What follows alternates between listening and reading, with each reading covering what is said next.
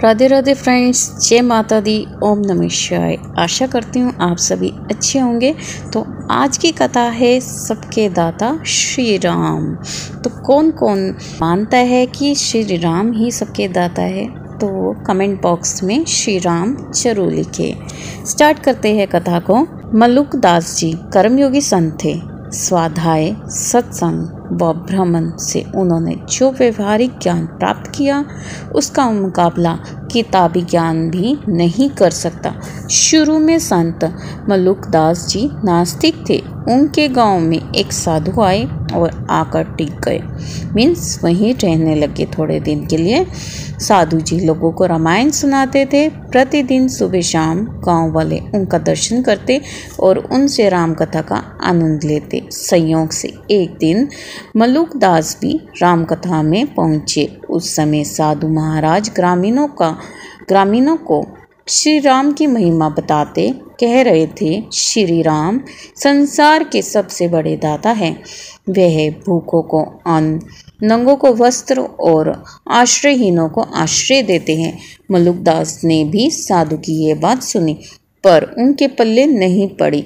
उन्होंने अपना विरोध जताते तर्क किया, क्षमा करे महात्मन, यदि मैं चुपचाप बैठकर राम का नाम लूं, कोई काम ना करूं, तब भी क्या राम भोजन देंगे? साधु ने पूरे विश्वास के साथ कहा, अवश्य देंगे। उनकी दृढ़ता से मल्लुक दास के मन में एक और प्रश्न उभरा, तो पूछे बैठे, यदि मैं घनघोर जंगल में अकेला बैठ जाऊं तब? साधु ने दृढ़ता के साथ कहा, तब भी श्री राम भोजन देंगे। बात मल्लुक दास को लग गई। अब तो श्री राम की दानशीलता की परीक्षा ही लेनी है।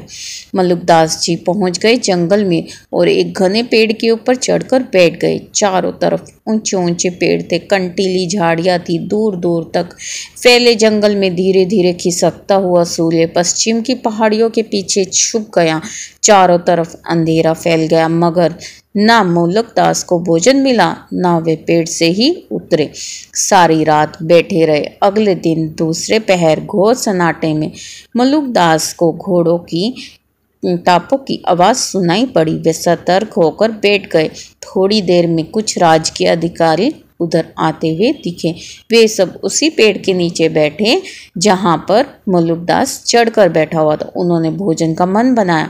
उसी समय जब एक अधिकारी थैले से भोजन का डिब्बा निकाल रहा था, शेर की जबरदस्त दहाड़ सुनाई पड़ी। दहाड़ का सुनना था कि घोड़े बिदक कर भाग गए। अधिकारियों ने पहले तो स्तब्ध होकर एक दूसरे को देखा, फिर भोजन छोड़कर वे भी भाग गए। मल्लुक दास पेड़ से ये सब देख रहे थे। वे शेर की प्रतीक्षा करने लगा, मगर दहाड़ता हुआ शेर दूसरी तरफ चला गया। मल्लुक दास को लगा श्री राम ने उसकी सुन लिए, अन्यथा इस घनघोर जंगल में भोजन कैसे पहुंचता। मगर मल्लुक दास ठहरे, उतरकर भला स्वयं भोजन क्यों करने लगे? वह तो भगवान श्री राम को परख रहे थे। तीसरा पहर में डाकुओं का एक बड़ा दल उधर से गुजरा। पेड़ के नीचे चमकदार चांदी के बर्तनों में विभिन्न प्रकार के व्यंजनों के रूप में पड़े भोजन को देखकर डाकू ठिठक गए। डाकुओं के सरदार ने कहा, भगवान श्री राम की लीला तो देखो, हम लोग भूखे हैं और भोजन की प्रार्थना कर रहे हैं। इस निर्जन वन में सुंदर डिब्बों में भोजन भेज दिया, इसे खा लिया जाए तो आगे बढ़े। मल्लुक दास को हैरानी हुई कि डाकू भी श्री राम पर इतनी आस्था रखते हैं कि वे भोजन भेजेंगे। वह यह सब सोच ही रहे थे कि उन्हें डाकुओं की बात में कुछ शंका सुनाई पड़ी। डाकू स्वभाव के शकी होते हैं। एक साथी ने सावधान किया, सरदार, इस सुनसान जंगल में इतने सजे धजे तरीके से सुंदर बर्तनों में भोजन का मिलना मुझे तो रहस्यमय लग रहा है, कहीं इसमें विष ना हो। यह सुनकर सरदार बोला, तब तो भोजन लाने वाला आसपास ही कहीं छिपा होगा, पहले उसे तलाशा जाए। सरदार के आदेश पर डाकू इधर उधर तलाशने लगे। तभी एक डाकू की नजर मल्लुक दास पर पड़ी। उसने सरदार को बताया। सरदार ने सिर उठाकर मल्लुक दास को देखा तो उसकी आंखें अंगारों की तरह लाल हो गई।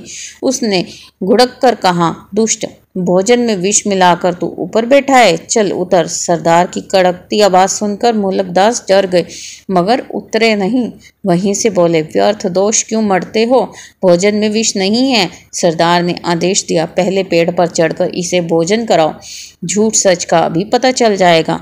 आनन फानन में 3-4 डाकू भोजन का डिब्बा उठाए पेड़ पर चढ़ गए और छुरा दिखाकर मुल्लकदास को खाने के लिए विवश कर दिया। मुल्लकदास ने स्वादिष्ट भोजन कर लिया, फिर नीचे उतरकर डाकुओं को पूरा किस्सा सुनाया।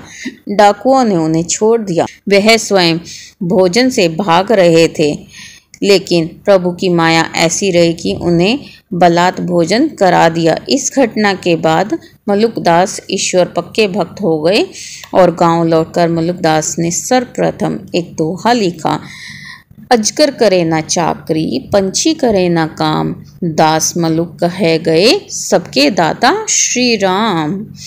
तो फ्रेंड्स, आज की आपको कथा कैसी लगी आप हमें कमेंट बॉक्स में ज़रूर बताइएगा और जय श्री राम का नारा ज़रूर लगाइएगा। जय श्री राम।